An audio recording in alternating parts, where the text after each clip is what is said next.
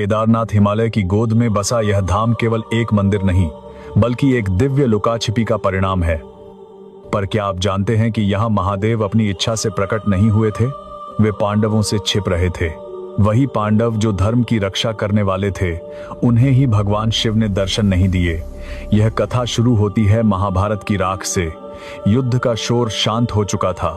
पांडव विजय के सिंहासन पर बैठे थे, पर उनके हृदय में पराजय का शोक था।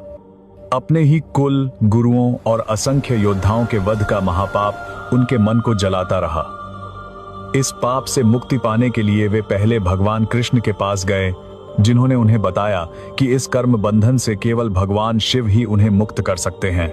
पांडव महादेव के दर्शन के लिए निकल पड़े, लेकिन महादेव युद्ध के उस भीषण रक्तपात से रुष्ट थे और उन्होंने दर्शन न देने का निश्चय किया। जब पांडव उन्हें खोजते हुए काशी पहुंचे, तो महादेव वहां से अंतर्ध्य होकर हिमालय चले गए, जिसे आज गुप्त काशी कहते हैं। पांडव भी अडिग थे और उन्होंने महादेव का पीछा करते हुए हिमालय की दुर्गम घाटियों तक पहुंच गए। अपने पीछा किए जाने का आभास होते ही महादेव ने बैल का रूप धारण किया और चर रहे पशुओं के झुंड में छिप गए। भीम ने अपनी युक्ति लगाई, विराट रूप धारण किया और अपने पैर 2 पर्वतों पर फैला दिए। सारे पशु उनके पैरों के नीचे से निकल गए, पर एक बैल वहीं अड्डा रहा, जिसे देखकर भीम तुरंत समझ गए कि यह साधारण पशु नहीं, यह स्वयं महादेव हैं।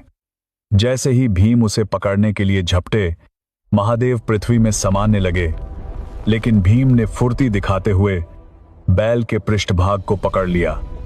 पांडवों की अटूट श्रद्धा और पश्चाताप को देखकर महादेव प्रसन्न हुए। उन्होंने पांडवों को दर्शन दिए और गोत्र हत्या के पाप से मुक्त किया। जिस पृष्ठभाग को भीम ने पकड़ा था, वही आज केदारनाथ का स्वयंभू त्रिकोणीय ज्योतिर्लिंग है।